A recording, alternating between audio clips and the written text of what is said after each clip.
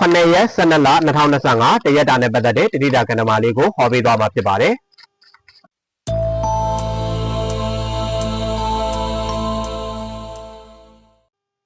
နောင်တရတတ်တဲ့အမှားတွေပြောမိလုံးမိတတ်တဲ့သတိထားပါအစီအစဉ်ကောင်းတွေများများရေးဆွဲထားပါတစ်ခုအစင်မပြေနောက်တစ်ခုအစင်သစ်ဖြစ်နေအောင်လို့လုပ်ထားပါငယ်ဘဝအမှတ်တရတွေကိုယ်စီကိုပြန်ရောက်လာတတ်တဲ့ငယ်တငယ်ချင်းမိတ်ဆွေတွေနဲ့ပြန်လည်ဆုံတွေ့ရတတ်တယ်